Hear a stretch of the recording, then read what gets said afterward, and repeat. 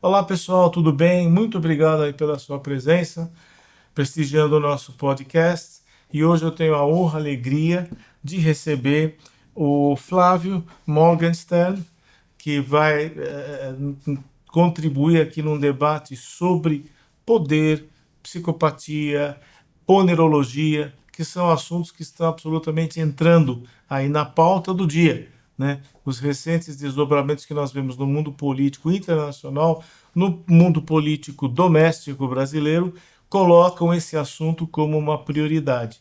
Então hoje nós vamos bater um papo sobre isso, sobre a participação humana nesses fenômenos e principalmente como é que isto pode se converter numa qualidade de vida melhor para cada um.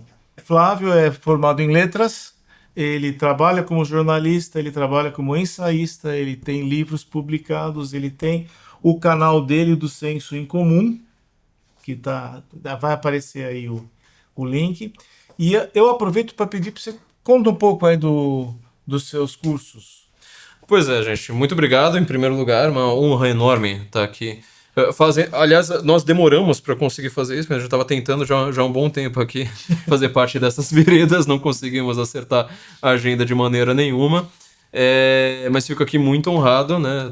Tem meu canal que é o Senso em Comum, eu comento ali principalmente sobre crise cultural, geopolítica, vários assuntos da ordem do dia. Tem um curso também para aprofundar os temas ali, que é a formação Senso em Comum, né? Tem um clube de leitura sobre a Montanha Mágica, do Thomas Mann lá dentro. Eu tenho dicas, né, de como você consegue estudar no caos, assim, de São Paulo. Pô, ficou 2 horas no trânsito, o que eu faço?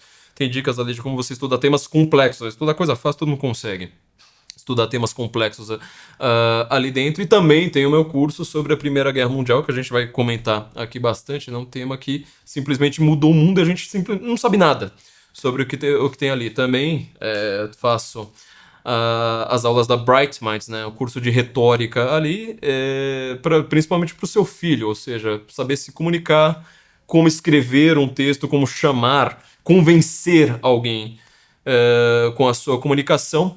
E além disso, né, tenho meus trabalhos aqui, né, como escritor, jornalista na Revista Oeste, roteirista de cinema e assim por diante. Então vamos conversar hoje sobre ponerologia, os psicopatas no poder. Tem uma pergunta, tem algumas perguntas aí, né? Teve esse livro, né? Do Lobachevsky. Lobachevsky sobre os psicopatas no poder, a semelhança entre a psicopatia e o poder e tudo. E eu me lembrei, a propósito disso, eu me lembrei de um caso, né? De uma psicopatia que não está ligada exatamente ao exercício do poder, mas na verdade foi o estopim que deflagrou. Era uma tensão violenta na Europa, mas precisou do estopim. O estopim era um estudante de direito chamado Gavrilo Princip, né? Gavrilo Princip. Né? Princip. Tem várias possibilidades de pronúncia. O cara era sérvio bósnio, então assim, a pronúncia ali vira uma zona, né? Cada um vai pronunciar de um jeito, mas enfim. Mas eu estava lembrando assim, que ele era um cara, já desde o início, ele era muito pouco adaptado, Uhum. né? Que ele veio com o irmão dele, veio com o irmão mais velho, uns 7 anos mais velho que ele, com o qual ele se dava as turras, e ele teve muita dificuldade de se inserir estudantilmente, do ponto de vista estudantil, e se inserir profissionalmente, e ele sempre se envolveu com militância, militância armada. Sim. Ele ia para a escola com soco inglês, ele participava dos movimentos estudantis e constrangia os outros alunos a participarem. Ele foi mandado embora de uma escola por conta disso, foi para o tal do ginásio, que eu não sei bem, não entendi muito bem o que era, mas era alguma coisa. Ginásio é uma espécie, assim, vamos dizer, de um segundo colegial, né? Ou seja, o ensino médio de hoje, mas ele já está meio apontando para uma área mais técnica. Vamos Tá, tentar colocar. O sistema alemão é uma confusão até para eles. é. O fato é que ele não concluiu nada. Não. Daí ele se meteu na mão negra, que parece-me, né? Uhum. E ele foi lá e executou o herdeiro do Império Austro-Húngaro. Sim. Trono vagou. E um mês depois, eu fiquei abismado. Ele foi em junho. Em julho começou a guerra, né? E teve uma entrevista que ele falou o seguinte. Aí eu quero ouvir a opinião aí. foram entrevistá-lo. Mas por que você fez isso? Por que você atirou? Ele falou, olha, eu nasci num lugar muito pobre, e lá a gente só se ferrava, e aqui em Sarajevo todo mundo vivendo muito bem, e nas outras partes do império. Ele falou, eu queria vingança.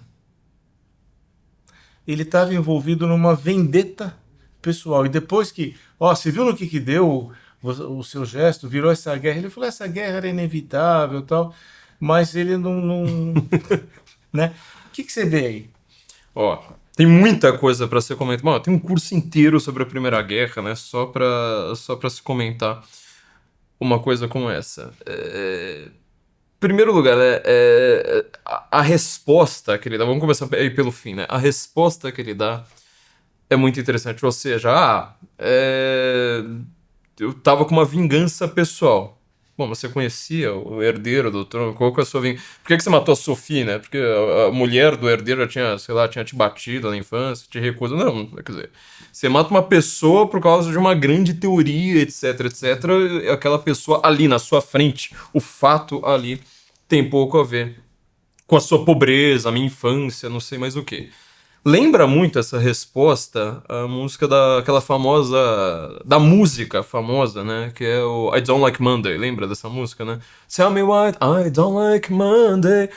Essa banda aí só fez essa música, que também é baseada num tiroteio.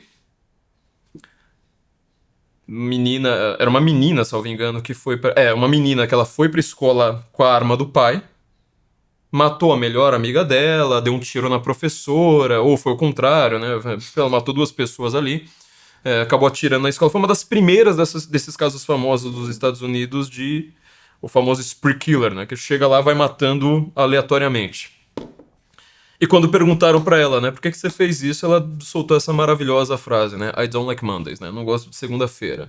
Segundou, já sabe, acontece uma coisa como essa. Essa menina, inclusive, depois ela foi virar lésbica na cadeia, né? Acho que ela tá viva até recentemente, entrou nesses movimentos feministas, mas assim, nos Estados Unidos é prisão perpétua, não é igual aqui no Brasil. Voltando ali pro Gavrilo. Gavrilo, ele é, em primeiro lugar, estudante de direito. Te lembra alguém, estudante de direito, que comete um assassinato, sendo que ele larga a faculdade? Parece uma versão, na prática, de um livro literário, Crime e Castigo. O que é o Raskolnikov? É um estudante de direito, larga a faculdade, não se deu bem em nada na vida, era um coitado, não tinha relações com ninguém. Apesar de que o Raskolnikov, pelo menos, ele tem ligação com a família. Ele tá o tempo todo preocupado com a mãe e quer salvar a irmã dele a qualquer custo. Só que ele já tá na cidade grande, a família veio do interior e tal. Mas o Gavrilo, ele é uma pessoa que, tal como o Raskolnikov, ele parece ter ideias grandiosas na sua cabeça, quer ser alguém poderoso, alguém que faça parte da história. Eu acho que isso é uma coisa interessante pra gente pensar, né? Porque a história, ela é a história dos homens grandes. História não é, sei lá, nós dois aqui conversando, isso não é história. O que tá acontecendo na história no ano de hoje é o que tá acontecendo com, sei lá, Donald Trump, com a guerra, com o Papa, com pessoas grandes. Então, para você fazer parte da história, você precisa fazer algo grande. Tem até uma tese, se me permite, tem até uma, eu não lembro agora de quem, que é da virada do século, o grande homem, tudo com maiúscula. O grande homem seria um cara que formaria um número grande de seguidores e admiradores em vida e proporcionaria uma posteridade. Depois que ele morre, o movimento que ele criou continua. E fala-se do grande homem. E havia essa superstição, você só era relevante se você fosse próximo de um grande homem. Eu acho que uma coisa por aí, né? Tem o Thomas Carlyle também, que é um dos melhores historiadores do século XX. Inclusive, muita gente acha que ele foi bastante refutado, mas acho que ele tá cada vez, sabe, aquilo que acharam que refutaram tá voltando ao presente.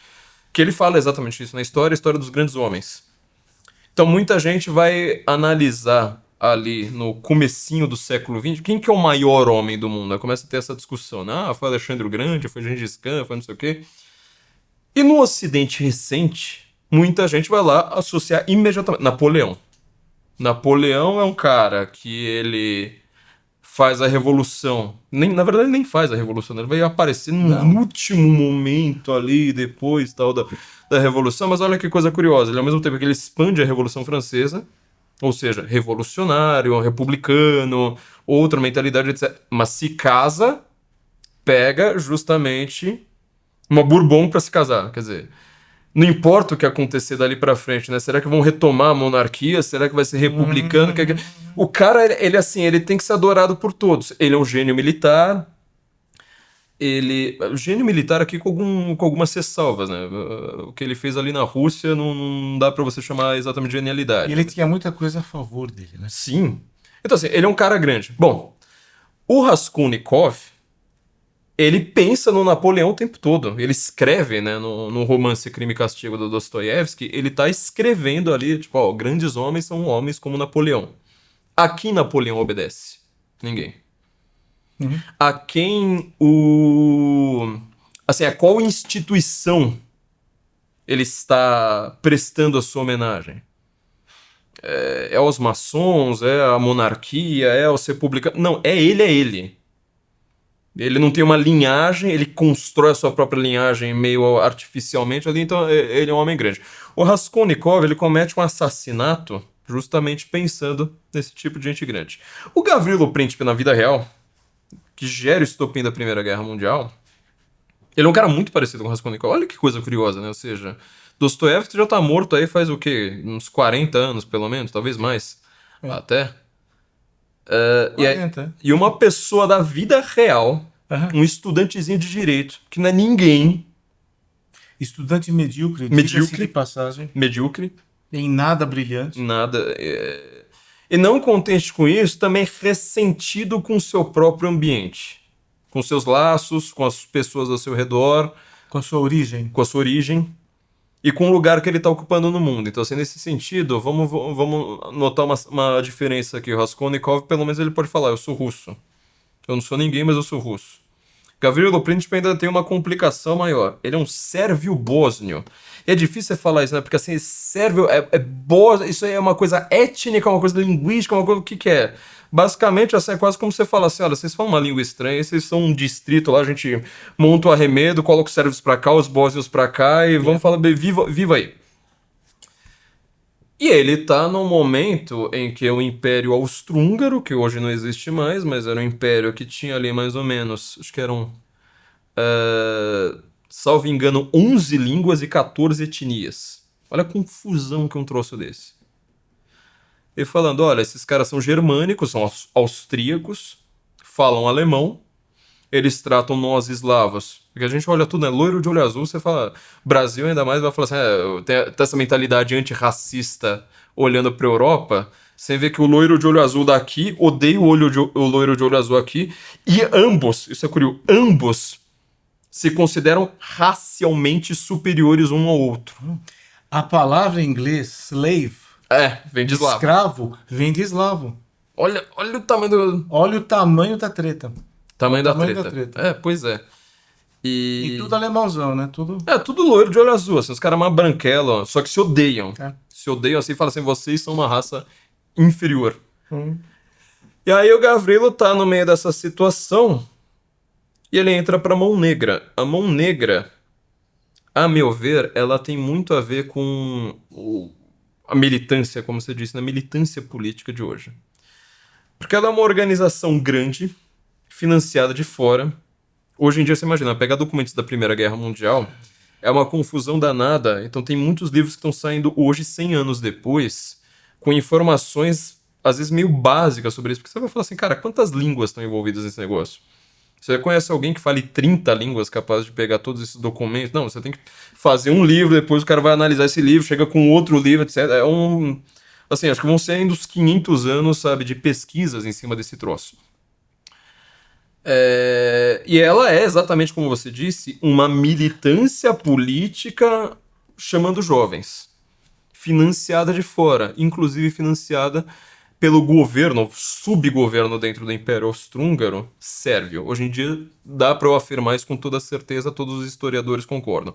Houve financiamento do governo sérvio para se livrar do Império Austro-Húngaro à Mão Negra. Houve um fomento disso. Fomento de dinheiro. Financeiro, claro. Inclusive treinamento militar. Então, assim, como é que esses caras conseguiam armas? Como é que esses caras conseguiam manejo? Essas armas, elas estão ficando extremamente complicadas em pouco tempo. Como é que você usa uma metralhadora? Acabaram de inventar um troço desse. Você não sabe nem pegar, você olhar para um fuzil, uma coisa, você não sabe nem como é que segura aquele negócio. Então, eles tinham financiamento militar, paramilitar, né? Hoje nós chamaríamos dessa forma, pesado, e ele entra para essa Mão Negra. A Mão Negra, ela quer se livrar do Império Austro-Húngaro para formar um país, ou vários países independentes dos eslavos. Então, uma coisa curiosa também para a gente pensar que esses caras que seriam revolucionários, hoje a gente falaria, um cara meio de esquerda, entendeu? Eles são racialmente motivados também. Ou seja, são, de novo, loiro de olho azul brigando com loiro de olho azul ali. Só que isso tira, você imagina, né? Estudante de 19 anos, acho que ele entra pra Mão Negra com 17, se eu não me engano. É um ninguém, um adolescente, coitado. De repente você fala, eu tô aqui num movimento gigantesco. É como as pessoas entram pro crime, por exemplo. Eu já conversei com gente delegado, com promotor de justiça, que eles falam da dificuldade que é você lidar com PCC, por exemplo, com Comando Vermelho, esse tipo de coisa. Porque você pergunta pro cara que acabou de ser preso, você fala assim, você faz parte do PCC? Faço! Sou do PCC, não sei mais o que.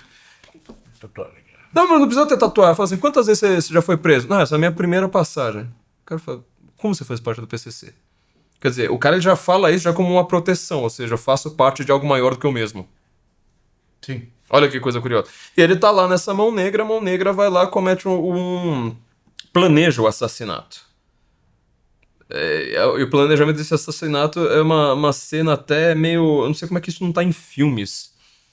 Porque eles se reúnem em bares, coisa mais comum do mundo, né? Chega lá num bar, estão lá tomando seus gorós. Casual Friday, né? Não é Casual Friday, é o After Party, né? Também não é After Party, na sexta-feira, né? Quando você vai lá tomar... Deu 6 horas da tarde, sexta-feira, vão lá tomar uns gorós. E eles chegam com uma missão, chega um embrulho pra eles, que não chega pelo correio, né? Alguém vai lá, deixa lá na mesa, fala assim, aqui tem um embrulho. Vamos lá, misteriosamente. Pegar o embrulho. Na hora que abrem, tem simplesmente um pedaço de jornal assim rasgado e com a notícia: o arquiduque vai visitar a Bósnia no dia tal. Os caras entenderam o recado, armaram tudo aquilo ali. Esse atentado, ele parece... Desculpa, então quer dizer que a comunicação entre as esferas hierárquicas era desse jeito sutil. Não tinha uma frase dizendo, vão lá e matem o arquiduque. O arquiduque vai passar por aí. E o resto é subentendido. E o que é engraçado, porque tanto organizações... Psicopático isso. Eu queria chegar... Tantas organizações, quantos laços que você cria, quanto a forma como você começa a se comunicar, às vezes no trato pessoal... ela cria uma linguagem própria. Tudo isso aí vai criando uma linguagem própria, né? Todas essas coisas criam uma linguagem própria. Linguagem de cadeia, né? Eu sei, por exemplo, na Suécia existe uma língua só falada nas cadeias. Tem até um livro do Rosland, né, que chama A Besta, depois ele fez uma continuação. O livro meio árido, mas é sobre as prisões na cadeia. Que eles têm que achar alguém em algum momento ali para traduzir como os presos se comunicam, porque eles criam uma língua mesmo, só eles se comunicam. Quando você vê comunicação do PCC, Comando Vermelho, também você fala assim, tá, apesar de estar em português, eu não entendi nada, assim, vazou, você fala, meu... Não, são eixos de metafóricos. Fala assim, ó, vai ter um arrego aí. Você vê, deve ser alguma propina, algum bom, mas exatamente o que é. As planilhas da Petrobras, lá, da Lava Jato. O filho do filho. Você lê lá aquele negócio e fala assim, cara, eu não entendi absolutamente nada. Você imagina, então, como esses caras vão criando esse tipo de linguagem. E isso aí, como você falou, psicopatia. Já é um traço bem grave. E aí eles cometem a tentar, assim, dá tudo errado. Dá tudo errado. O cara que vai lá, joga a bomba. A granada aqui não estoura. Não estoura. Aí estoura no carro de trás, aí só deixa o carro lá, sabe, parado no meio do caminho. Trapalhões, mano. Um negócio assim, completamente trapalhões. Amador. Aí o cara, inclusive, que joga granada, ele se mata, você lembra? Porque ele ia ser preso, né? Daí ele pegou e... Mas ele não se mata. Porque a arma, o revólver, falha. Opa, não consegui me matar. Aí o cara... Não, isso aqui parece, assim, cena de comédia, assim, que você fala. Aí o cara vai lá, se joga, chega lá na ponte, tá vendo os guardas, assim, cercando o cara. Ele chega lá na ponte e fala, ó, adeus mundo cruel, tô fora. E se joga pra trás. O rio tava abaixo. É sério. O rio tava abaixo, assim, devia ter uns 60 metros lá, pegaram o cara lá e falaram assim, ó... Desculpa, mas não é hoje.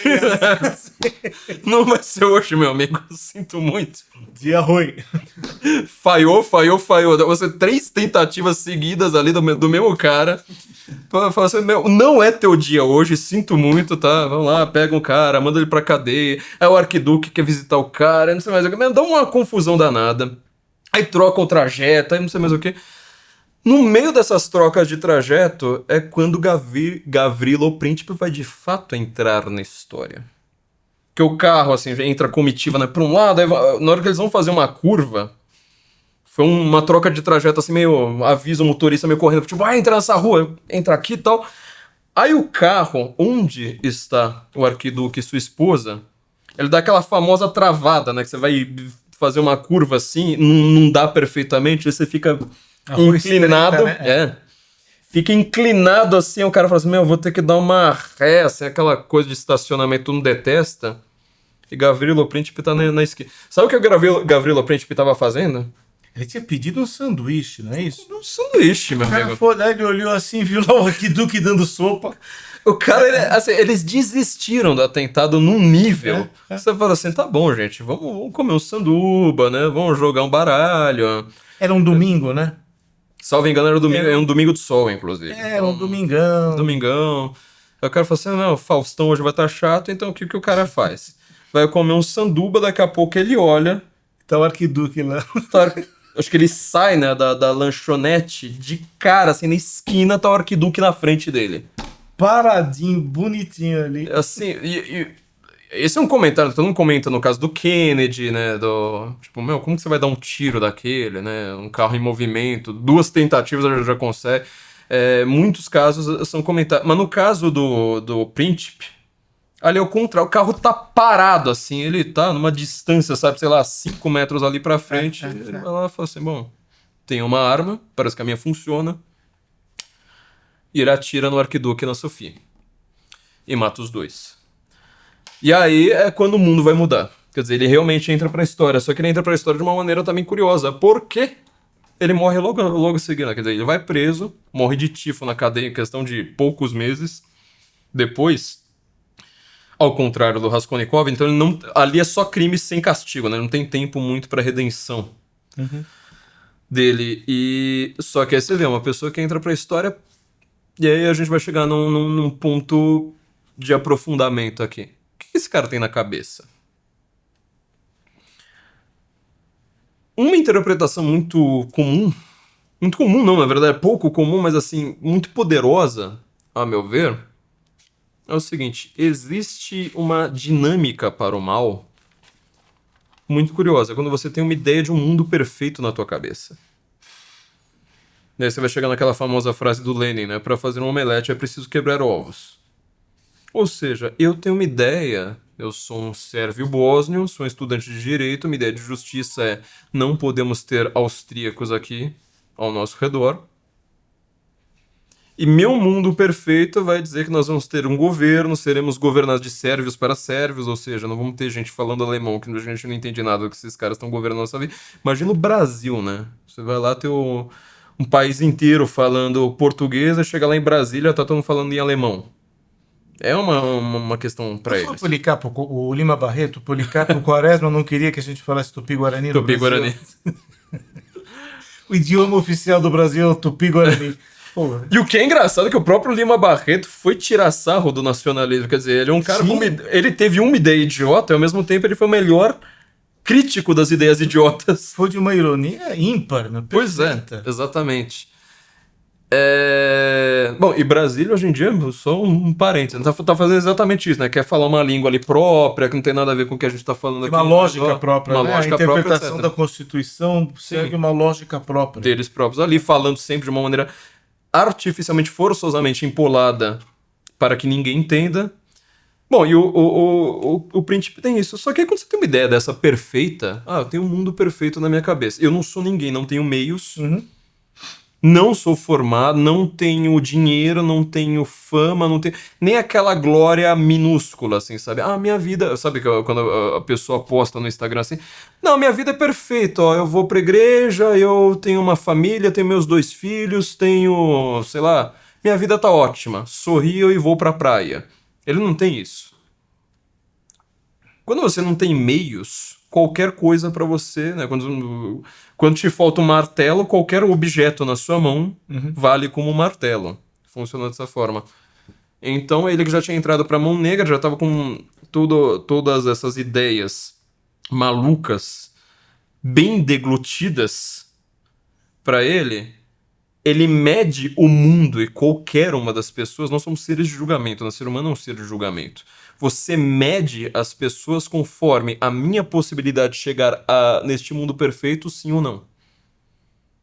Por que, por exemplo, em democracias no século XX, você vai ver inclusive muitos líderes democratas ou políticos ou pessoas com algum prestígio, poder, etc., dentro do mundo que é considerado livre, vão lá tomar como referenciais, ou tomar, sei lá, vou ter um conselho com Fidel Castro, com, sei lá, Gaddafi, com a União Soviética, entendeu? Porque você fala assim, olha, ainda existe um mundo perfeito ali pra cima, e o Fidel Castro é aquele cara que ele toma, que ele quebra os ovos. E ele, então, você vai medir a qualidade de vida em Cuba não pela pobreza, mas falar assim, olha, mas ele está tentando. Os pobres, eles são todos pobres iguais, então olha que maravilha. Porque aqui na favela do Brasil tem um pobre do lado dele que tem uma Brasília. Então, isso aqui não pode, né? Ninguém tem Brasília. E agora sim. E aí você ainda... Agora vamos voltar ao papo da linguagem, né? Lá tem igualdade. Quer dizer, se usa um termo abstrato genérico, pronto, resolvido tudo. Então é o que o mundo muda. Eu sempre falo, né? Eu fiquei obsessivo com a Primeira Guerra, criei um curso sobre a Primeira Guerra exatamente por causa disso. O mundo muda radicalmente, deslocadamente, por causa de um ninguém. Ninguém. Eu lembro que um dos podcasts que eu mais gostei sobre a Primeira Guerra, ele começa exatamente com essa frase, assim. É difícil a gente acreditar que os grandes eventos históricos podem ser criados por um Napoleão, como podem ser, pelo menos, ter o gatilho inicial, não usando o termo trigger, né? Mas assim, o estopim inicial, com Zé Ninguém. Você fala, o cara foi lá, fez isso, mas matou simplesmente o herdeiro do trono austro-húngaro. Gerou uma crise, enfim. Eu acredito que é uma crise diplomática, política, nunca antes vista. Eu Não. acho que na história da humanidade teve aquelas tretas de Alemanha, Inglaterra, França ali disputando o mundo e tal, mas aquele mês entre o assassinato e o início da guerra deve ter sido um mês caótico, A famosa crise de julho.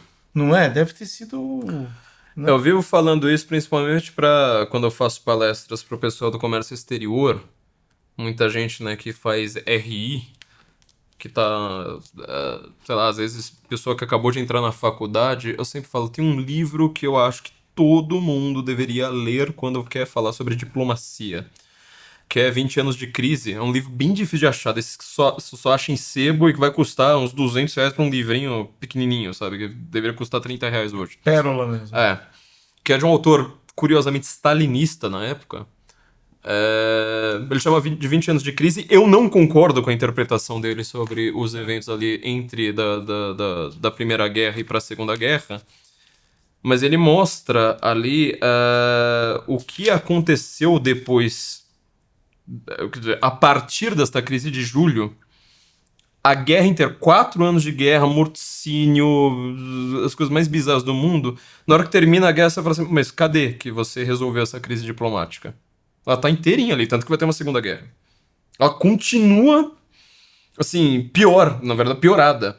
Porque agora você tem ressentimentos, agora você tem mortes pra todo quanto é lado, agora você tem miséria, sei lá, o crash da Bolsa em 29, a Guerra Civil da Espanha. Tudo, a Espanha não entra na Primeira Guerra. Tudo isso aí vai ter algum. São reflexos, né, na verdade, dessa Primeira Guerra. Um livro que eu gosto bastante, e esse, assim, deveria virar uma série da Netflix. Seria aquela série, assim, que todo mundo estaria comentando como divertida. Não é aquele livro, sabe, de história chato que você tá acostumado. Ele é bem recente, de um historiador chamado Christopher Clark, que chama-se Sonâmbulos, Como Eclodiu a Primeira Guerra. Ele é um livro, só que ele é longo, né? Deve ter umas 600, 700 páginas. Mas ele só conta, tipo, basicamente, em muitos detalhes, óbvio, essa história que eu acabei de contar, né? Como é que a partir desse assassinato, Uhum. que vira a crise. E o livro chama-se Sonâmbulos, porque é como ele trata os diplomatas. Uma coisa curiosa. Não, olha só que coisa curiosa. Eu falei Tô do... imaginando aqui. Eu falei da música, né, do I Don't Like Monday, né? Yeah. Quer dizer, você comete um assassinato porque, pô, segunda-feira, meu amigo. Eu não tava afim de vir pra escola, então é segunda-feira. Tem um outro livro que também me chama bastante atenção. Eu li faz muito tempo, precisava reler hoje, que é o Estrangeiro, do Albert Camus. Prêmio Nobel de Literatura depois, etc. Ele foi um dos prêmios Nobel mais jovens, né? Porque ele também morreu muito jovem. Escrevia livros bem curtos, apesar assim, do peso destes livros. E é um francês. A mãe dele morre. Ele vai para o enterro da mãe. Não tinha aquela coisa bem moderna, né? Que assim, ninguém tem laços muito fortes com ninguém. Então ele vai para o enterro da mãe. A seguir ele vai com a namorada no Foi cinema. na África, né? Ele era. Ele era argeliano.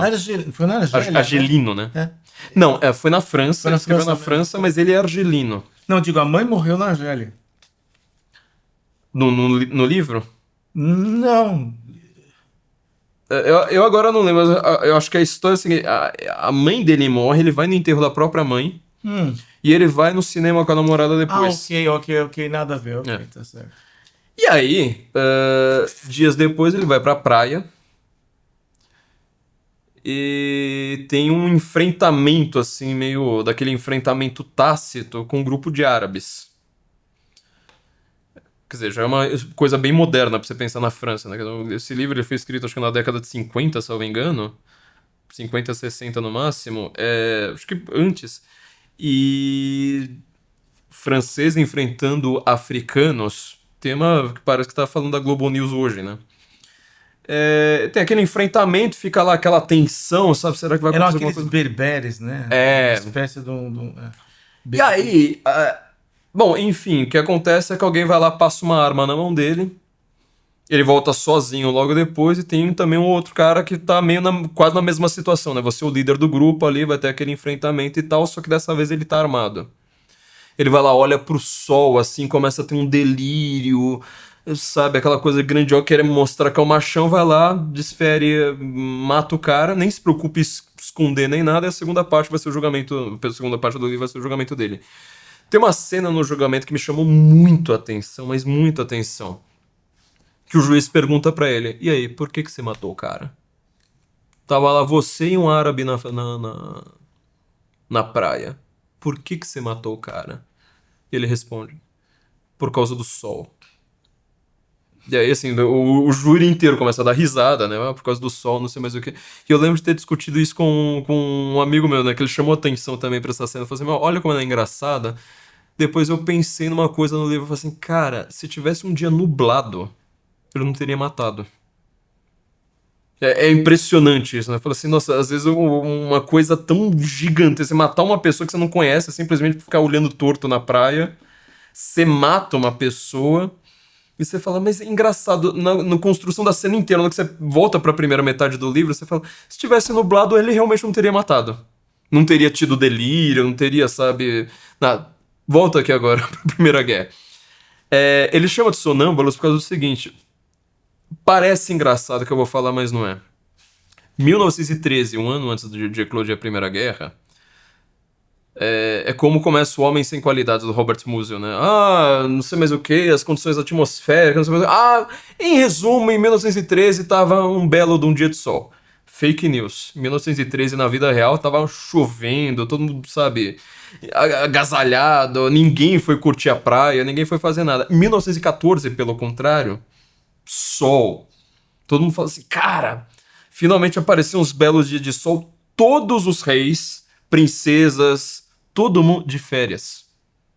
Então, quer dizer, na hora que matam o arquiduque, não tem um rei ali na jogada ali, né, entre os impérios, que ele não tá de férias. E de férias no sentido assim, não me incomode, meu amigo. Eu fui pra praia, não me enche a porcaria do saco. Olha, mas acabaram de matar o arquiduque lá. Ah, é, meu arquiduque. Cara, manda meu diplomata resolver pra mim e não me enche a porcaria do saco, meu. Telegrama aqui é só pra, sabe... Não perceberam o peso, né? Não. E, inclusive, essa crise de julho, ela se arrasta por um mês. Vamos dizer que por 2 semanas e meia, as pessoas começam a esquecer esse negócio. Assim, não tá mais nos jornais. Quando saiu no Le Figaro, na França, o jornal ele coloca o escândalo de uma coquette, né, da época, de uma essas mulher rica que não fazem nada da vida, que um, um jornalista tinha publicado umas cartas dela, mostrando que ela estava tendo um caso, inclusive com um cara, curiosamente, que estava cuidando da diplomacia para evitar uma guerra futura. Olha a ironia da coisa. Ela entra na redação, vira e fala assim: eu quero conversar com o editor do jornal, né? Socialite, essa palavra que eu tava procurando. Uma socialite. Quero conversar com o editor do jornal. O editor do jornal não tá aqui. Tá bom, eu espero. Socialite, ninguém vai discordar dela. Espero uma hora, na hora que chega o cara lá na redação, eu falo assim: posso ir pra sua sala? Pode, por favor. Chega lá, o cara tinha publicado a história dela e já sabia quem ela era. Ele entra na redação, senta, ela pega a bolsa, abre, outra pistola, desfere 6 tiros no cara. A história de capa do Le Figaro foi o julgamento dessa socialite. E lá no cantinho da página, a propósito, lá na Bósnia, você lembra que a Bósnia, então mataram o herdeiro do Império Austro-Húngaro, estava lá no cantinho da página. E todo mundo esquece. E férias, não tinha internet, né, porque pro pessoal ficar lá no Twitter o dia inteiro discutindo isso. O pessoal vai esquecer, todo mundo vai pra praia, todo mundo vai, sabe? Tanto que tem uma hora que essa troca de telegrama, manda. Também o chefe da diplomacia também tá querendo tirar férias. Fala, meu, resolve esse negócio logo, meu, manda uma carta lá pro cara, manda parar de encher o saco, sabe? Vai crescendo, vai crescendo, vai crescendo, até que é questão assim de 10 dias, talvez nem 10 dias. Os jornais começam a falar: então lembra daquela história lá de Império Austro-Húngaro? Lembra um negócio de Bósnia lá? Você nem lembra. Parece estar um pouco mais tenso do que você estava achando. Ó, agora parece que ficou tenso mesmo. Olha, os caras estão chamando o exército. Olha, tá fazendo movimentação nas fronteiras dos países. Gente, talvez. Olha, eu acho que você vai ter que se apresentar pra. Se despeça da sua esposa, meu amigo. Agora é hora e tchau. E aí vira a guerra, assim, a guerra mundial, a guerra que vai mudar o mundo, que vai deixar de ter monarquia para ter democracia, que vai deixar de ter estado secular para ter esse estado confessional, desculpa, para ter esse estado secular agora, a religião não manda mais no governo, que vai agora, você sabe, você não tem mais confissão, você tem psicanálise, que agora vai ter feminismo, que agora vai ter uma instituição global que cuide de todos os países, que agora vai ter Oriente Médio. Não existia isso aí. Tudo isso aí foi inventado pela Primeira Guerra. Que agora os Estados Unidos aqui mandam na economia mundial. Que agora vai ter o grande capitalismo. Que agora tem comunismo num país. Tudo isso acontece em questão de 4 anos por causa de uma coisa... Teoria crítica. Teoria crítica, vai começar ali. Vai começar ali. É um negócio que está azucrinando até hoje, né? Sim. Até hoje, pessoal... Você ainda escuta pessoas... Eu sou frankfurtiano. Você falou, pô... A escola de Frankfurt, na verdade, né, ela vai ser, assim, vamos dizer, institucionalmente mais formalizada, principalmente a partir da década de 40. Agora, olha que coisa curiosa. um dos principais... Eu considero o fundador da escola de Frankfurt, apesar de que isso, vamos dizer, historicamente esteja errado, que é o Georgi Lukács, Não que foi muita gente chama de George Lucas, né? não, Horkheimer, Adorno, esse cara aí. Porque o Lukács, ele que deu a base pro Adorno, Horkheimer e toda essa galera. Turma. O Lukács, que era húngaro, o nome dele se escreve, né? Georgi Lucas, mas com KS no final, né? Aí Lukács você em húngaro. corta, põe um acento, faz Faz aquelas umas coisas dele. doideiras lá deles. O Lukács, ele foi a primeira pessoa que queria criar uma espécie de estética marxista. Tanto que ele é crítico literário, né? Vai escrever livros sobre Thomas Mann, sobre Dostoiévski, e começa a reinterpretar a cultura a partir das bases do marxismo. Ele quer criar uma estética literária. Tem alguns momentos ali muito inteligentes dele, né? Era um cara muito culto, sem dúvida nenhuma. Cara assim que falava todas as línguas possíveis, né? Quer ir pra trabalhar na União Soviética? Vai lá, eu falo russo. Ah, quer agora trabalhar na Espanha? Também, eu falo espanhol. Ah, quer trabalhar no... Cara, lê tudo. Apesar de eu achar que ele é um escritor, assim... Escreve de uma maneira horrível, né? Que ele define o estilo e o estilo dos frankfurtianos. Eu acho ele muito burocrático, assim, não consigo me convencer dessa genialidade dele. Mas ele faz toda a sua teoria em reação a essa Primeira Guerra, né? Então, essa ideia, por exemplo, de falar assim, olha, a luta de classes, ela não funciona da forma como vocês estavam pensando. Marx, ele sempre interpretou que aconteceria um hecatombe, um cataclismo no mundo, que seria a luta de classes, ou seja, os proletários de todo mundo iriam se unir contra os seus patrões. No caso ali seria o burguês. Agora, o que acontece na Primeira Guerra é que você tem proletário alemão, junto com a classe média alemã, junto com a aristocracia alemã, junto com o comerciante alemão, junto com os padres e pastores alemães, lutando contra o proletário, sei lá, russo, o eslavo, com a classe média eslava, etc, etc. O cara falou assim, opa, peraí. Isso aqui não tá funcionando do jeito que a gente já pensando. Então vamos ter que criar uma nova estética, etc. Isso tudo vem como uma reação à Primeira Guerra. E aí é como quando você começa a falar assim, olha, essa ideia de luta de classes, ela precisa ser fomentada. Ela não é exatamente o motor da história como o Marx pensava. Você precisa forçar as pessoas a falar assim, olha, nós pertencemos a uma classe. Ah, mas eu não sou proletário. Você vai fazer isso na universidade? Que proletário que chega na universidade naquele momento? Praticamente nem... Bom, então vamos agora falar... Mulheres. Ah, então você agora é... Gays, por exemplo. Começa também um grande ativismo gay nessa época. Todo mundo acha que o ativismo, né? Depois vai ser GLS, depois vai virar essas siglas cada vez mais monstruosas, LGBT. Mas começa neste momento. Porque essa não é uma coisa que acontece... fica muito fomentada neste momento. E as pessoas associam só hoje em dia nudez. Nudez pública, por exemplo. Nessa época, um pouquinho antes da eclosão da Primeira Guerra, você vai ver quantos quadros, os caras pintando a própria esposa pelada, sabe? Kokoschka, Picasso, vários desses caras vão começar a produzir nus, que não são mais os nus assim, aquela coisa pictórica da camponesa, ou então, sabe, uma visão meio angelical. Não, ele tá pintando o nu da aristocrata ali, sabe? Daquela que todo mundo vai ver no teatro logo depois, né? Então, assim, a diferença moral do que acontece no mundo é gigante, tudo de novo, né? Por causa de um cara que você fala, meu, quem que esse cara é um Zé Ninguém? Agora, sabe de uma coisa? Eu era um João Ninguém, né? Agora, sabe que me ocorre à medida que eu estou aqui ouvindo você? Liga uma coisa assim. Ele era um Zé Ninguém, ele realmente estava em busca de uma identificação.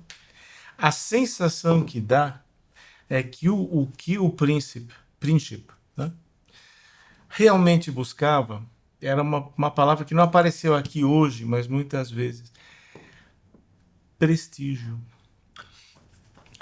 Deixa eu só estender um pouquinho mais aqui a ideia, pelo seguinte: o que eu quero dizer com prestígio? Quero dizer, aquilo que eu consegui adquirir ou possuir, e que eu suponho que vai gerar admiração nos outros. Ou vai chamar o olhar dos outros para mim. Vai me colocar em cena. Porque isso aqui é muito recente, mas é uma ideia que um cara tem, inclusive, contemporaneamente. Nós vivemos o fenômeno da solidão na multidão. Uhum. Dá um exemplo aqui, um vagão de metrô. Imagina aí, vamos imaginar todo mundo. Você está num vagão lotado de metrô. Se você entrou sozinho, quantas pessoas ali você conhece? O cara está aqui e você está com o nariz no seu nariz.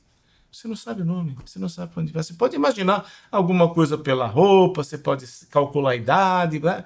Tá. Mas efetivamente é um profundo desconhecido. E você está partilhando um espaço absolutamente anônimo. Quando nós tivemos a Covid, nenhuma única pessoa que teve Covid é capaz de dizer de quem pegou. Sim. Não tá?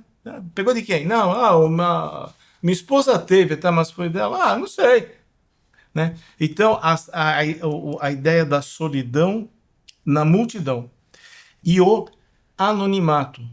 E às vezes as pessoas, e isso você falou, o que é o grande homem? O grande homem é tudo menos anônimo. Né? Então, a mim me parece quando puxa, Lukács. isso, não, o outro, o da ponerologia, O Lobachevsky, Andrei Lobachevsky. ele fala da transpersonificação, ele fala da indução. Ainda preciso aprofundar um pouco mais, mas a sensação que dá é que é uma indução cuja isca é prestígio. Então, o que bota o cara na mão negra? É a ideia de conseguir ser relevante. Isto é prestigiado. Isso era uma coisa que o arquiduque tinha, sem ter feito absolutamente nada pessoalmente para ter prestígio. O arquiduque está vindo, o herdeiro do Império Austro-Húngaro. E o que o idiota fez? Não, provavelmente é tão zero à esquerda quanto o cara que deu o tiro. Mas, eu não conheço absoluta, não é um Otto Bismarck, não é um estadista, não foi um cara que... Era simplesmente o herdeiro do trono.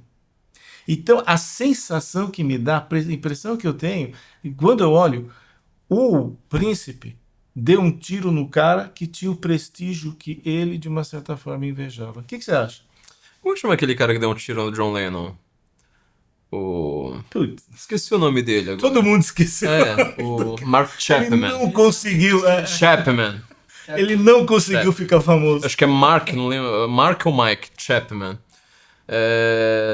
Também, outro caso, quando pergunta por que você deu um tiro no John Lennon, o John Lennon tinha dado um autógrafo pra ele de manhã, ele volta pra porta do hotel. Mark Chapman.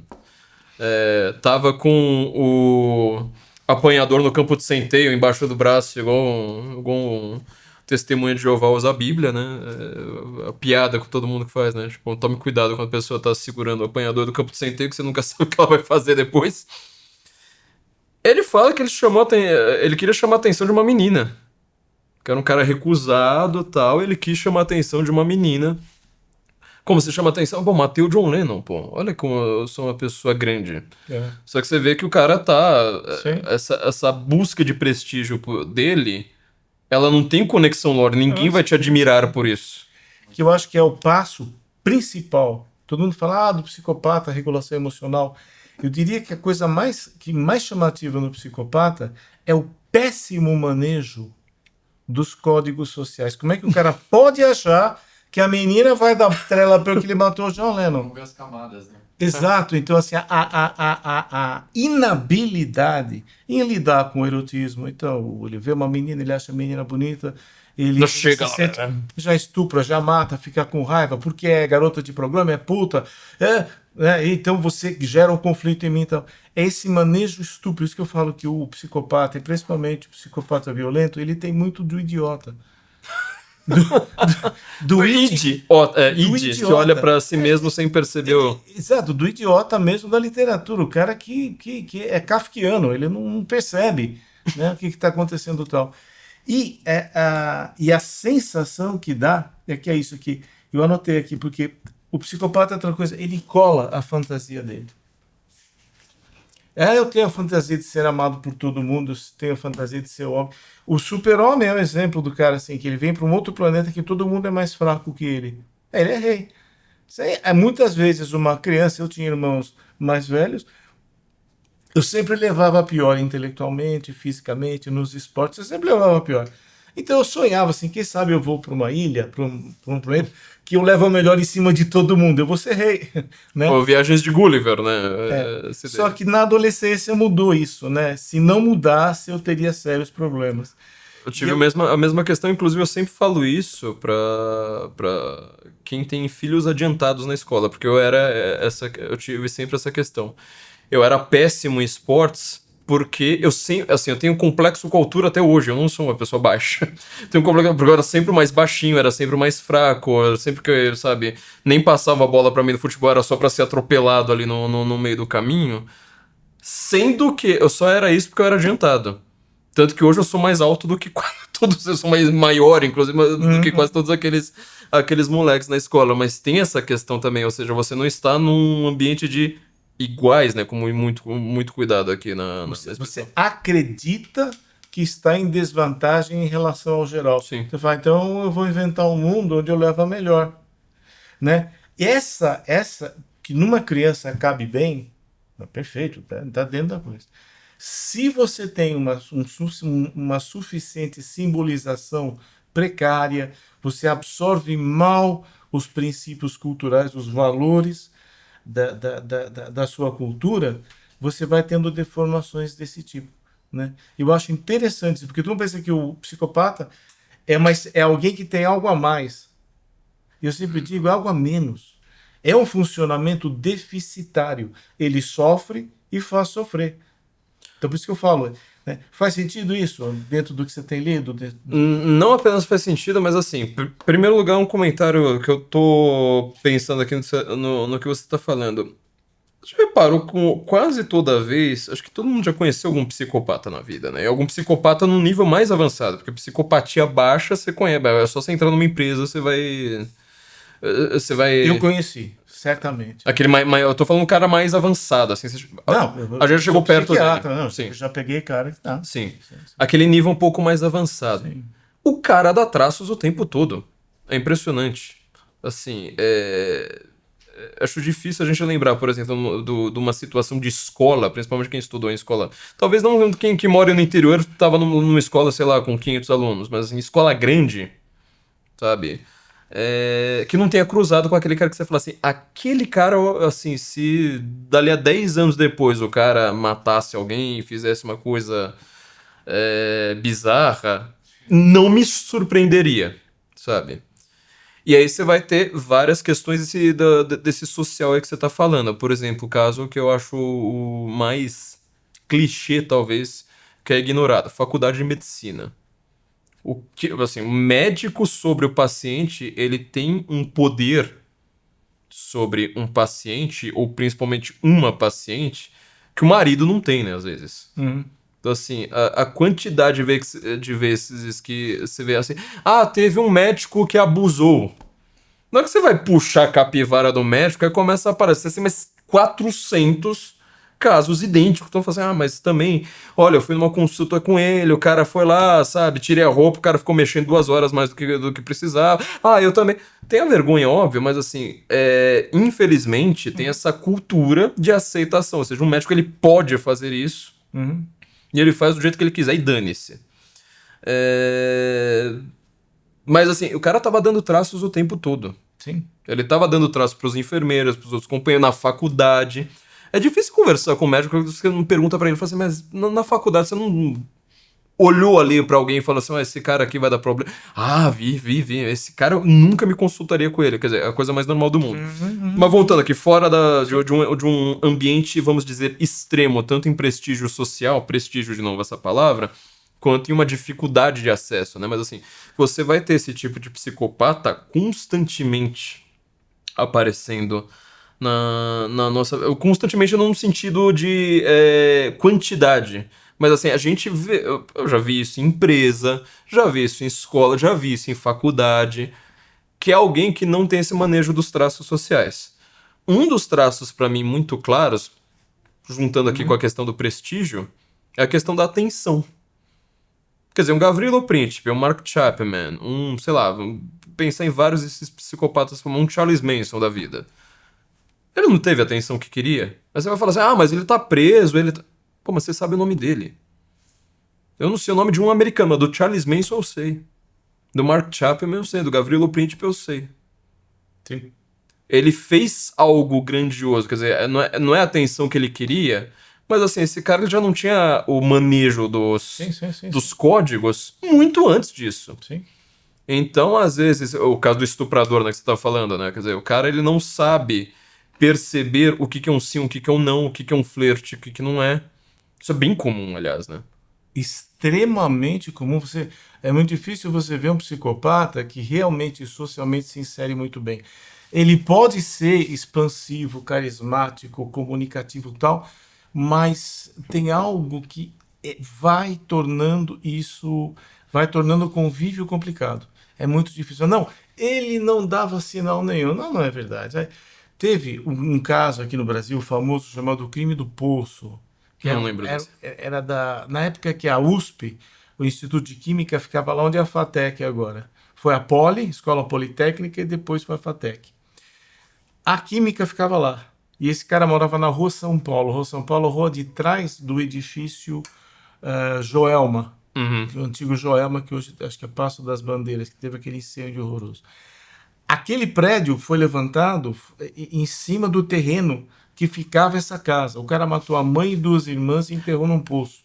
Agora que você tá falando, acho que eu lembrei um pouco dessa história, porque até a ideia do Joelma, muita gente associa o incêndio a, tipo, os fantasmas do... lembrei Tem agora. lá uns fantasmas do elevador, tem gente que fala que alguns daqueles fantasmas, na verdade, seriam das 3 vítimas. Sim. Esse cara, não, ele não dava sinal de nada. Ele não dava sinal de nada. Ele foi pego, ele foi flagrado, ele se matou com um tiro na cabeça. Aí foram na sala dele na universidade mexer. Tiraram o armário, tinha furo de bala, tiro. As pessoas que trabalhavam ouviam os estalos. Ele dava tiro sozinho no quarto.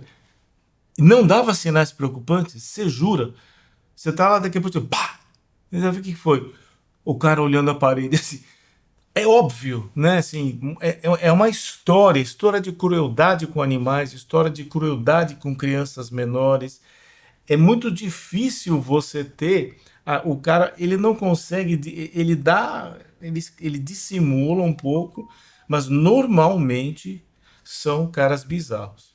Ou seja, um traço social, assim, um código, um ritual, uma comunicação social com a qual o cara não sabe lidar muito bem. Ele não tem habilidade nenhuma no manejo social. Depois, mais tarde, vê o conceito da inteligência artificial, a inteligência emocional. Ele tem uma capacidade péssima. O ponto mais forte é a dificuldade de se solidarizar. Ele até faz cara de quarta-feira de cinzas, mas não existe realmente... Sim, um sentimento ali, né? Não, ele não se coloca no lugar do outro, ele coloca o outro como objeto da realização dele. Isto é que o torna tanto perigoso quanto odioso. Quando a gente vai pensar num cara, um ator muito bom, por exemplo, como Jack Nicholson, por que ele consegue fazer papel muito difícil? Você já viu o Jack Nicholson fazendo papel normal, assim, o papel de uma pessoa... Ele é um atorzinho... Não vou dizer que ele seja medíocre, mas assim, você fala assim, mas não teve nada demais. Mas por que ele consegue fazer um papel tão sensacional como o do Iluminado? Que assim, depois você olha pra cara do Jack Nicholson, você fica com medo dele na rua, né? Fala assim, acabei de ver, tipo, um psicopata. Porque ele mostra uma emoção que não tem nada a ver com o que tá acontecendo. E ele fez isso depois no outro filme que ele ganhou o Oscar, que é aquele Melhor é Impossível, que ele também faz um cara complicado. Quer dizer, alguém vai lá, faz um gesto de bondade pra ele, tipo, serviu o café, ele vai lá dar uma bronca. Fala assim, mas por quê? O Estranho no Ninho. Não, Estranho no Ninho, mas ali é o extremo do extremo, mas assim, é que no Estranho no Ninho tá claro, né, o que ele tá fazendo. Mas ele tá dissimulando claramente, explica o personagem. É um negócio assim pesado, mas assim, por exemplo, no Melhor é Impossível, você fala por que ele atuou tão bem? Uma coisa de técnica de atuação que pouca gente percebe, né? Que você vê assim, você fala assim, tá bom, entendi que o cara atuou maravilhosamente bem. Mas o que que ele fez ali? Ele tava o tempo todo mostrando uma emoção que ela tem uma. Vou usar um paralelo com a física. Ela tem uma espécie de refração do que tá acontecendo. Ou seja, né? Refração é aquele negócio do famoso do canudinho no copo de água, né? Você olha o canudinho e parece que ele tá torto, né? Parece que ele tá um pouco pra cá quando você olha dentro do copo de água. Eu acho que o psicopata ele tem muito essa refração emocional. Ou seja, ele percebeu que alguém fez alguma coisa boa, tá bom. Só que a emoção dele, ela tá um pouquinho deslocada. Não, tá 100%, não é uma coisa nada a ver com o que tá acontecendo. Mas ele vai lá, ele sempre dá uma interpretação forçada pra um lado ou pro outro. Não é uma resposta usual. É, Algo de excêntrico, é. algo de diferente. Então, por exemplo, Mas é claro que não é, né? Não é porque uma pessoa é excêntrica, sim. né? Que ela vai necessariamente ser uma psicopata. Então você tem outras situações em que a pessoa tem dificuldade de perceber o que esperam dela, mas não é psicopática. Ela não está tomando a pessoa como objeto. Pelo contrário, ela está sofrendo bastante que ela não entende o que querem dela. Uhum. Tá? Isso é diferente. O psicopata, não, ele é cínico no sentido que ele não está de fato preocupado, não existe nada que você possa me oferecer que não seja entrar na minha fantasia. Uhum. Esse é o psicopata. É porque ele já criou um mundo próprio, só que é um Certo? mundo refratário, não é um mundo assim que tenha E é alguma aí que conexão. aproxima a coisa do Gavrilo Princip. Por quê? Porque o Gavrilo Princip criou um mundo simples, maniqueísta, binário, que o austríaco, o húngaro, o germânico é o vilão e ele, o centro-europeu, é a vítima. Então ele vai fazer o que? Ele vai fazer justiça, ele vai se vingar, ele vai equiparar, ele vai devolver o dano que ele acha que ele sofreu. Ele vai lá e mata o cara que epitomiza exatamente o lado negro da força, por assim dizer. Né? Por isso que eu acho que é muito interessante, apesar de muitos poderem dizer que o Gavrilo perpetrou esse ato em vista de um contexto maior, e sei lá, o Jack o Estripador não. Ok. Mas assim, o importante, o ponto que eu acho que é essencial é que assim, é sempre a partir, não é de um idealismo, é sempre a partir de uma idealização. Sim. Nunca é percebendo o outro, a vida, o mundo, a mim mesmo, como de fato é. Falho, furado, ambíguo, enfim, Com todas essas. vantagens e desvantagens, com É, qualidades e com defeitos, com isso. Isso que a gente, imóvel ainda por cima. isso que a gente vive todo dia e se cansa de experienciar, mas acaba sendo um material de vida da gente. Ele, de uma certa forma, se recusa. Não é uma recusa intelectual, é uma recusa emocional. Ele não pode, ele não suporta ser frustrado. E é emocional, é uma coisa. Por isso que eu falo, realmente, todo transtorno de personalidade ele tem um começo na infância. Ele é é um desenvolvimento. Ele não é uma coisa que brota na idade adulta. Então não é porque ele chegou na faculdade e meteram minhoca na cabeça dele que ele vai lá e pum, faz. Então por isso que essa coisa da transpersonificação, da ponerologia, é que eu acho que assim, a transpersonalização só vai ser possível se houver um terreno fértil. Se você tiver um cara que está disposto a pagar o blefe. Eu tenho uma visão de mundo, eu sei qual é. Eu sei como é que o mundo seria perfeito. Eu falo isso para você fala isso para mim, fala aqui. O pessoal olha e fala: ah, conta, fala pra gente a sua ideia. Mas determinados perfis ele compra, ele fala: ah, era isso que eu estava precisando ouvir. E aí você tem o recrutamento, o fanatismo pela idealização, que é a coisa mais. E é uma coisa que a gente pode ver no ser humano usual. Nós temos a tendência a idealizar. Não no nível que esses caras fazem, mas é sempre preciso muita atenção quando uma ideia nos seduz demais, quando uma possibilidade, um desfecho sempre suspeito. Você sente que necessita muito do olhar do outro, necessita muito do amor do outro. Desconfie. Isso pode ser um funcionamentozinho, pode não ser tão bom para você o tempo todo. Tem um livro de um padre chamado Rafael Llano Cifuentes chamado Egoísmo e Amor. ele tá basicamente explicando na prática, em exemplos práticos pra gente, pessoas comuns, a ideia do Santo Agostinho nas duas cidades, né? Ou seja, tem uma cidade celeste, uma cidade divina, apontando pra cima, e uma cidade que é a cidade do ego, apontando pra si próprio. E ele vai demonstrando isso em várias demonstrações. Então, basicamente, o que ele está dizendo é o seguinte: existem duas forças dentro do homem. É uma ideia que está no Platão, uma ideia que está em muitos psiquiatras e tal. Uma força apontando para fora, uma força apontando para dentro. O amor que você pode ter por outra pessoa, é isso que precisa ser entendido como amor cristão, né? Um amor ao próximo. Não significa, obviamente, estar apaixonado, não significa tolerância, como é colocado no sentido de hoje, mas... Amor ágape, né? Ágape, exato. É um amor divino. Ele forma um tipo de sociedade, enquanto o amor ao ego, ele forma um outro tipo de sociedade.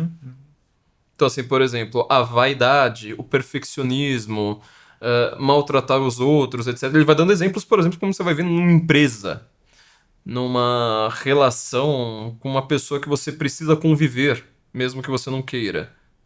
Você pode ter um tipo de relação meio que se colocando no lugar dela, entendendo o ponto dela. Ou seja, esse entendimento, essa empatia. Por isso que eu gostei do que você acabou de falar, sobre sentimento. Ou seja, esse cara, às vezes, ele pode te entender racionalmente, intelectualmente. Um caso de luto, um caso de, sei lá... Mas ele não tem o sentimento lá dentro. Lá dentro ele não tem. Porque ele ama a si próprio. Então você usa todas as coisas, às vezes uma coisa extremamente objetiva, uma medida, por exemplo, uma coisa é alta ou baixa, ela é quente ou fria, simplesmente pensando em mim. Isso aí vai me favorecer ou vai favorecer todos nós? É isso que o Santo Agostinho estava tentando explicar. Esse livro explica nos mínimos detalhes ali, chegando às minudências de cada uma dessas questões. Nesse ponto é que eu acho que a gente consegue falar de ponerologia. Ou seja, nossa sociedade hoje, ela favorece um poder egóico. Ela favorece quem tem, na minha cabeça, se eu falar palavras como o amor venceu, democracia, ou sei lá, estou fazendo isso pelo bem comum. Vidas valem. Vidas valem. Vidas importam. Vidas importam. Exato. Se eu falo que vidas importam, eu falo assim, essas vidas importam. Então eu preciso matar aquelas outras vidas para essas vidas importarem. Então você cria todo um discurso no qual quem que você está colocando na posição de poder? Não é a pessoa que tem um amor... Eu não vou usar o termo social, né? Mas assim, um amor ao próximo. Um amor, sabe? Que tem uma visão... Eu acho que a palavra transcendente, cara. Um amor transcendente. Exato, exato. Um amor para fora. Entendeu? Que eu não, assim, cada uma das minhas ações, elas não estão preocupadas apenas em me favorecer. Então, eu acho que nesse sentido, nós conseguimos entender que a formação hoje da sociedade é constantemente você favorecer alguém que consiga pisar no pescoço do outro e ficar numa posição de poder. Isso eu não falo só em termos, sei lá, políticos, sociais, mas assim, uma empresa tem muito disso. O amor livre, o que gerou? Qual que é o grande problema do amor livre? Além, obviamente, sabe, das questões morais, religiosas que estão embutidas ali. Mas a ideia do amor livre, tem um livro, eu comentei recentemente no Michel Houellebecq falando sobre isso. O cara que ele tenha poder de atração, sedução, atenção, ele vai estar com todas as mulheres, enquanto que todo o resto vai ficar ali à míngua. Então, quer dizer, o amor livre não é tão livre quanto se parece.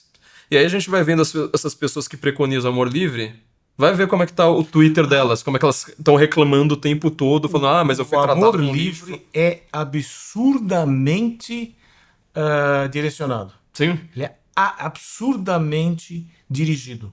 A questão é que ele não é dirigido para parâmetros usuais, mas com certeza. O problema do amor livre é que ele é livre. Na verdade, assim, mas como a gente tá dizendo, ele não é tão livre quanto parece, Nem um né? pouco. Ele é canalizado. Nem um pouco. Ele tem um escoamento ali. Toda liberdade é encarceradora. Dois, todo consenso é uma violência. Sim, principalmente quando ele é feito artificialmente. Todo consenso é artificial. Aí todo mundo fica insatisfeito. Sim, exatamente. E aí a gente vai olhando assim pro que está acontecendo no mundo, principalmente a partir do século XX. Eu acho que assim, o século XX ele começa historicamente com a Primeira Guerra Mundial, né? Por isso que eu sou meio obsessivo com esse tema. Foi quando eu começava a pesquisar assim, eu quero estudar arte. Como é que teve... Por que começaram a fazer arte moderna? Você cai na Primeira Guerra. Você inclusive falou sobre o anonimato. A única arte moderna para a qual eu dou algum valor como valor artístico de fato é o expressionismo, por uma questão específica. Aqueles garranchos, né, que você vê. Tem algumas coisas bonitas, né, com algumas, porque não é feito para ser bonito, né, mas é o famoso quadro do Munch, né, o Grito. Tem alguns expressionismos meio famosos, mas qual foi o grande mote que os levou a pintar daquela forma? Eles mostram que você não é ninguém, você é um anônimo na multidão. Tá? Você é a máquina de moer carne de uma guerra. Quer dizer, você morre, cadê a sua glória? Cadê que você vira um herói do país? Não, manda uma cartinha lá pra sua família. Morreu em Batalha, blá, blá. Você morreu, sabe? De uma maneira miserável. Uma medalha bem bonita É isso. pro seu pai. Tá, toma aqui e não me enche o saco. Legal. Pois é. Esse é o valor da sua vida, sendo que você tá numa montanha de cadáveres lá que eles jogaram numa pá, entendeu? Pra tirar do meio do caminho. Então, o expressionismo ele começou a trabalhar bastante este tema. Mas essa questão da psicopatia gerando, ou quer dizer, o poder atraindo o psicopata, ela tem uma mudança recente. Você também comentou agora há pouco. Caso do Gavrilo Princip, por exemplo, você falou, né, que ele está buscando uma espécie de reconhecimento, uma atenção. Ora, numa empresa a gente conhece. Reunião é o ambiente perfeito para você perceber isso. A reunião é sobre, será que nosso produto aumentou as vendas em 20% como era a nossa meta, sim ou não? Não aumentou só 18%. Vamos começar a discutir. Vai ter um desgraçado lá na reunião que ele quer monopolizar a atenção para ele, sendo que assim, ele não tem nenhuma relação com o aumento, com subir ou não as vendas. Nem é com ele. Não é com ele, mas ele começa a monopolizar a atenção. Ele não tá querendo resolver o problema. Mesmo que ele queira denunciar uma pessoa, tudo bem, você pode denunciar, falar assim, a culpa é daquele cara ali, ó. Pior que é mesmo. Aquele ali, ó, especificamente. A culpa é dele, tá? Anota. Tá, anota, por favor. Mas assim, ele não tá querendo chamar a atenção para ele tá querendo chamar a atenção para si próprio. Então, gente que faz perguntas, sabe, que não tem nada a ver. Então, assim, você começa a ver. São pequenos traços. Sim. Que a gente tá falando são sedimentos que podem se acumular. Então, nós temos alguns desses pequenos traços, todos nós, óbvio. A gente quer atenção, eu tô falando de coisas normais da vida. Mas Você tá falando de reivindicações legítimas. Exato. O problema é o seguinte: nós criamos uma sociedade, principalmente no último século, no qual quem ganha é quem consegue pisar nos outros. Eu não ganho por mim, eu ganho às custas de outras pessoas. E aí a gente vai chegar num segundo ponto também, que é... Isso sempre aconteceu, mas tudo bem. Nós temos um segundo ponto hoje. Você falou do Gavrilo Princip, né, a palavra vanglória, pra mim, é a palavra que define. Fantástica, né? Vanglória. Fantástica. Define o que a gente acabou de falar da medalha, né? Toma, uma medalhinha. Tome. O que é essa glória? Puxa, obrigado. Não, teu filho tava andando lá e tomou um tiro de metralhadora, é isso? Pisou na mina. Parabéns, é a morte que ela não é mais daquela sociedade de guerreiros, Não. sabe? Por exemplo, na Grécia Antiga, tem uma coisa que te impede de ser enterrado. Se você tem marca de flecha nas costas. Você deu as costas pro campo de batalha, você não merece ser enterrado. Entendeu? Se você tiver flecha nas costas... Você é indigno. Você é indigno. Porque é uma sociedade da glória, Kleos, né? Uma sociedade que ela tá buscando um sacrifício individual, uma bravura, coragem, etc. Como que você vai falar disso na Primeira Guerra, né? Com metralhadora lá, tipo, explode lá, tipo, caiu uma bomba lá, você... Cadê a glória, né? Então essa vanglória é que é curiosa, porque na sociedade de hoje, você buscou glória nas coisas erradas. E uma dessas coisas erradas, que o Gavrilo é um dos primeiros, talvez o primeiro famoso, mas que virou o mote atual, sabe o que outra palavra que eu iria incluir? Identidade. Eu sou um sérvio. Portanto, nossa, agora vamos criar o pan-eslavismo, né? Que foi uma coisa criada ali. Vamos criar o pan-eslavismo, vamos criar os países dos sérvios, dos eslavos, vamos criar eu não sei mais o quê, porque agora somos todos irmãos. Somos mesmos? Que é uma palavra que marca muito isso. Por que comunista usa a palavra camarada? Ou seja, eu tô forçando uma relação com você. Eu nunca te vi na vida, meu filho. Qual é a camaradagem em Que questão? é isso, meu? Tipo, sabe? Tô na fila do banco aqui, você tá empacando aqui na minha frente. Camarada. Eu tô forçando... Sim. Ou seja, nós vivemos em sociedade, você tá tentando transformar a sociedade em uma comunidade. O Ortega y Gasset fala disso muito bem. Você tá tentando forçar algum vínculo, algum laço, alguma relação com uma pessoa que não tenha nada. E como que você começa a fazer isso hoje em dia? Gavrilo ele já tinha feito isso, mas é uma marca agora do século XXI mais forte ainda do que do século XX. Identidade. Movimento negro. Pô, os negros todos se entendem entre si. Movimento gay. Gay se entende entre... o movimento, sei lá, das mulheres. Mulher, ela se entende bem quando ela tá uma em um continente e outra em outro. É quando você tem, de fato, uma camaradagem entre duas mulheres. Você fala movimento de mulheres, é um contrassenso, não faz o menor sentido. Elas nunca vão caminhar na mesma direção. Entendeu? Só que aí você usa essa palavra identidade. Inclusive porque elas são autodeterminadas. Sério, né? Mulher, você não viu uma, viu todas. De jeito nenhum, cada uma é Sim. uma. É um absurdo você imaginar que todas vão ter a mesma disposição. A frase do Tolstói, quando começa o Ana Karenina, que é o livro de uma mulher que é ao mesmo tempo extremamente forte e extremamente fraca. Que é, né? Todas as famílias felizes são iguais. Cada família infeliz é infeliz à sua maneira. Uau. Iniciar um livro com isso é um peso enorme. Quer dizer, a mulher, muito mais do que o homem, ela é um ser individual. Entendeu? Então, assim, quando você tenta politizar, quando você tenta transformar isso em alguma coisa, você vai transformar as mulheres em histéricas, e é o termo que a gente tá usando, né? Histérica. Hyster em grego é útero. Você tá transformando uma característica negativa como o mote libertador. E qual é a mulher que vai aparecer? Vai ser uma mulher, assim, calma, tranquila, sabe? Uma mãe de família que ela vai virar deputada? Que ela vai virar presidente? Que ela vai virar chefe do Banco Internacional? Assim, não vê isso. É engraçado, porque, de novo, né, quando você vai vendo as mulheres individualmente, cada uma é parecida. Quando você vai ver as mulheres na política, elas são quase todas iguais. É impressionante, quase todas são malucas com a mesma coisa. Elas têm o mesmo tipo de frescurite, o mesmo tipo de autoritarismo.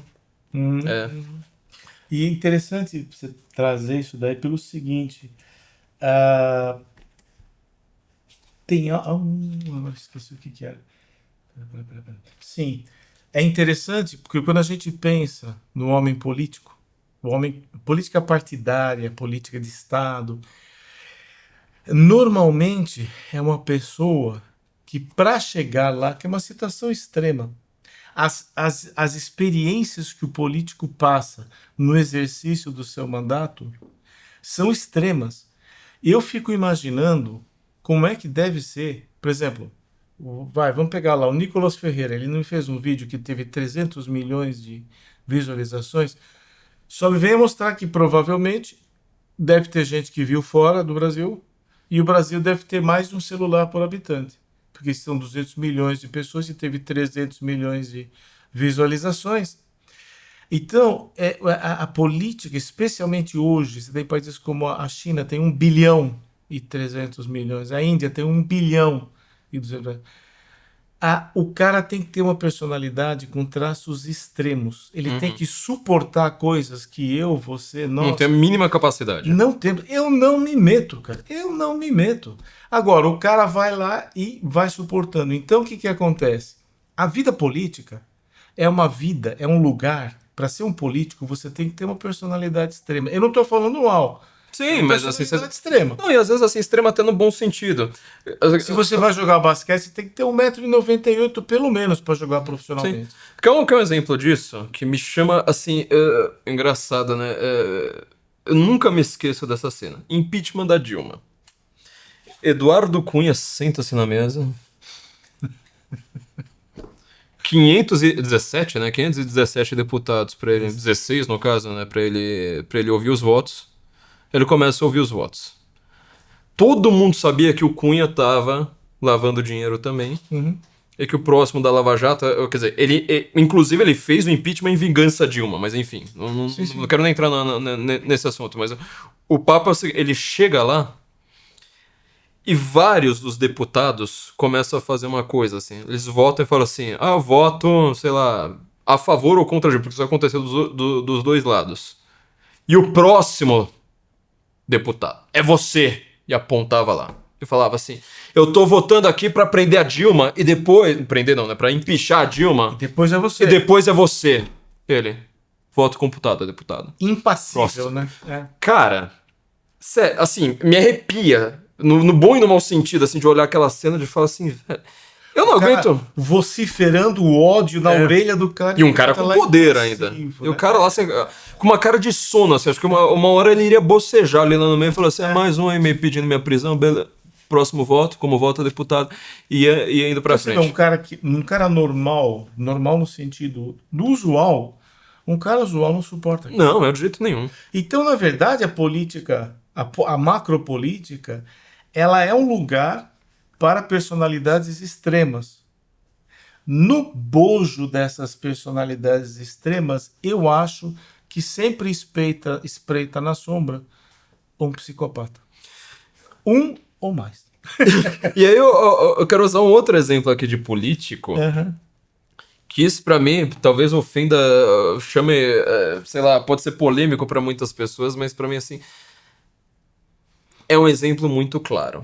Barack Obama uma vez foi perguntado, eu tava assim, aumentando minha visão negativa dele a cada dia que passava, mas ainda não tinha a visão que eu tenho hoje dele, né? Mas o Barack Obama uma vez foi perguntado, o que você faz no seu tempo livre, assim? Como que você gosta de, sei lá, passar o final do dia? E ele respondeu uma frase pra mim que, assim, ali jogou o castelo de cartas de uma vez. Eu tinha uma visão péssima dele a partir daquele momento. Ele falou, eu gosto de assistir House of Cards. Aí eu pensei, caramba, meu, minha vida é, sei lá, pegar ônibus, ir pra faculdade, trabalhar, sei lá, lavar louça, etc. Quando eu sento e quero assistir Netflix, eu quero ver dragão, alienígena, sei lá, pirata. Eu quero levar minha mente para longe. Sim. Saia de mim. Eu não quero me ver assim, começar a me assistir. Olha, olha o que eu fiz hoje. Eu lavei a louça. Olha, hoje eu peguei um ônibus lotado. Olha que coisa legal. Quer dizer, o Barack Obama, ele tem uma visão tão centrada em si próprio que o que ele faz no tempo livre é se assistir. E ele, inclusive, na mesma entrevista, ele fala: House of Cards é 99% verdade. Pô, então é pior ainda, desgraçado. Se o negócio Fala é que é verdade. ficção, fala que é ficção. Não, porque assim, se é verdade, é o que você acabou de fazer. Quer dizer, o cara, assim, ele não consegue se desvendar, se desvencilhar de si próprio um único segundo na sua vida. A visão dele tem que ser ele próprio. Não, agora, olha, eu quero me. Sei lá. Então, assim, ao invés de assistir Netflix, por que você não vira logo a Branca de Neve? Fica lá no espelho e fala: como eu sou lindo? Espelho, me diga. Eu sou mais lindo. Tem uma cena do Family Guy. Essa é bastante curiosa, que eles estão andando em Washington, assim, eles vão pra Washington, resolvem dar um passeio por lá. Aí o cara olha, ainda no governo Obama que acontece isso, né? Fala assim: olha, Ali está o obelisco, né, do Washington. Aí mostra lá o obelisco do Washington. Aí eles andam mais um pouquinho e falam assim, e olha, ali tá o obelisco do Obama. Tem um obelisco maior e preto, assim, mais grosso. Eu acho que o Obama... Eu acho de verdade. O Obama faria, meu. Eu acho que o Obama, ele pensou, ele só falou, meu, não tem, cadê a grana pra montar um obelisco maior, preto e mais grosso? Entendeu? Porque assim, o traço psicopático é engraçado, mas assim, é trágico também, né?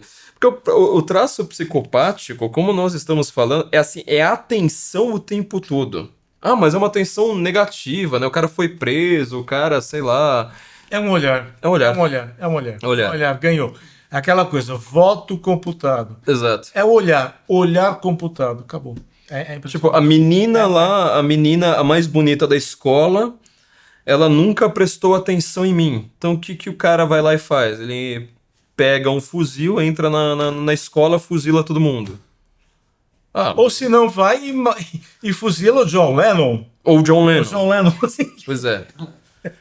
Então, e isso é interessante a gente pensar nisso, porque assim, isso também é um traço dessa ponerologia, ou seja, de você, de uma sociedade que favorece o psicopata, porque, bom, trabalho como jornalista também, a quantidade de vezes na minha vida que aconteceu um atentado terrorista, aí vai lá e fala assim, olha, ainda estamos investigando atentado, não sei mais o quê. Chega no jornalista, desculpa te avisar, gente, eu vou falar a verdade. Chega no jornalista antes, a gente sabe de um monte de coisa bem antes de vocês, tá?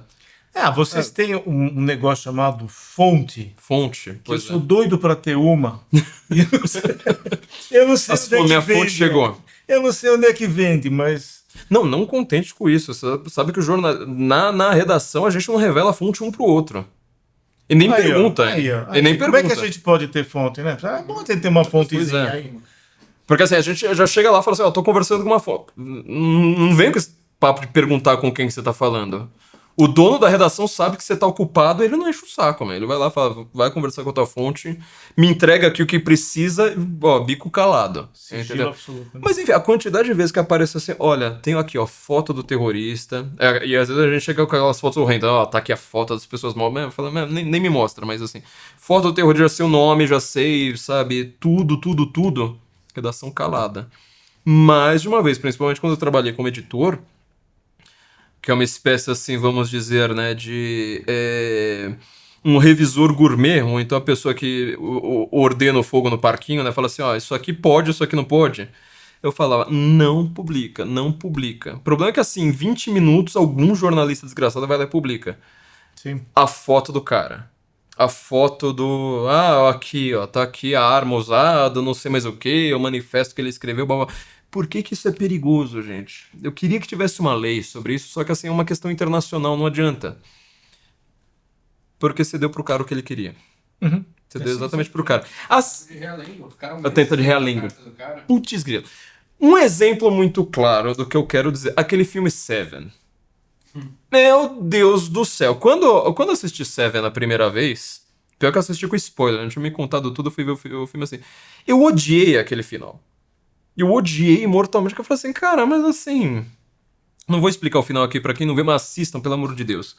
É o Seven com o Kevin Spacey? Com o Kevin Spacey, com o Brad Pitt e com o Morgan Freeman.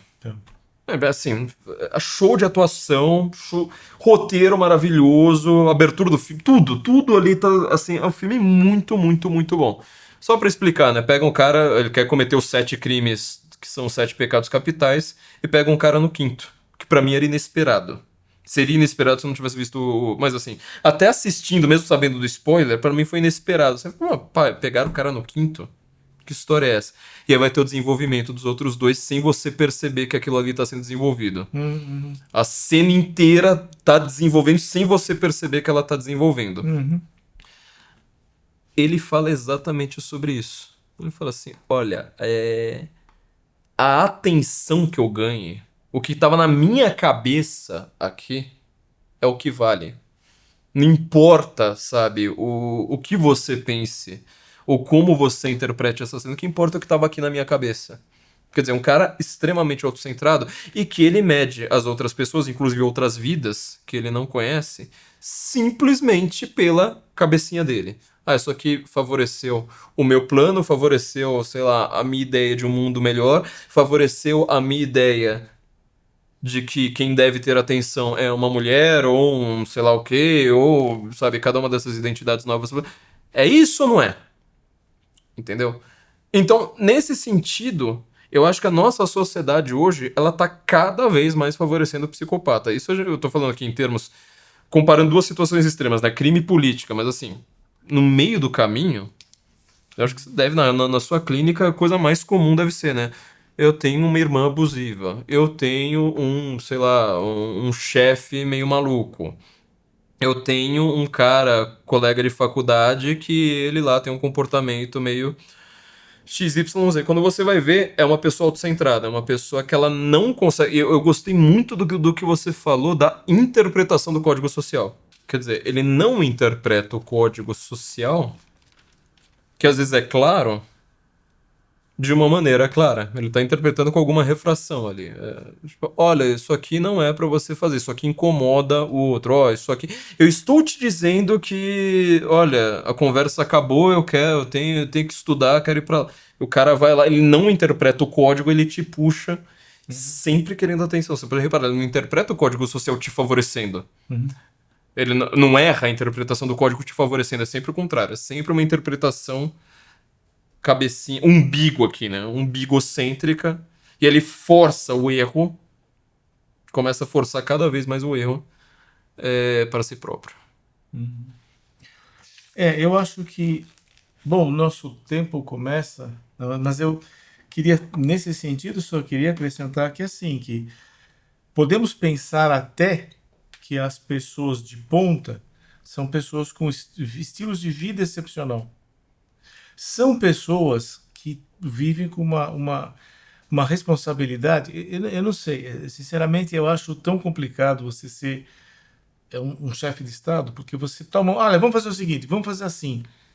Pum, dá um resultado prejudicial para um monte de gente. Ou se faz assado, dá um resultado prejudicial para um monte de outras pessoas. Chega a ser nauseante, chega a dar vertigem, né? Então, eu torno a dizer que eu tenho a impressão que realmente, nesse métier, as pessoas que têm, estão os grandes homens, os que estão à frente das grandes decisões, ali é o lugar que o psicopata vai aspirar. Eu não estou dizendo que o cara que está lá é psicopata. O psicopata sempre vai aspirar. Aspirar pra lá. Felizmente, o psicopata não é tão habilidoso como se gosta de falar. Como Hollywood mostra. Exato, não é. Ele é muito mais, como eu falei, ele está muito mais pro idiota do que pro cara que dominou a cena. Ele não dominou a cena, ele supõe, ele dominou a cena imaginária dele. Ele não conseguiu convencer as outras pessoas. Posso dar um exemplo disso? Saindo um pouco aqui do terreno, sei lá, da política ou dos assassinos. Eu vi isso muito em empresa. Por exemplo, eu tô doido ainda pra pegar uma boa análise, uma boa biografia. Tô enrolando há tempos o Steve Jobs. Tô falando que ele é psicopata, calma. A conclusão que eu quero chegar é completamente diferente. Por causa do seguinte. Mas é um grande homem. Um grande homem. Logo, É um grande homem. é alguém que está sujeito à nossa análise. É o que eu quero falar, exatamente. Assim, analisando Steve Jobs como um grande homem. É isso que eu tô querendo aqui. Ele era uma pessoa que você vê claramente que ele tinha problemas de sentimento. Ou seja, ele não tinha uma empatia com o próximo. Claramente. Só que a gente vai chegar no segundo detalhe, porque muita gente, como você acabou de dizer, né? Hollywood adora demonstrar isso. Ah, todo gênio é, sei lá, todo psicopata é gênio, aliás, né? Hollywood não tem o psicopata burro. Sempre é um cara que ele era grande demais para o mundo onde ele estava.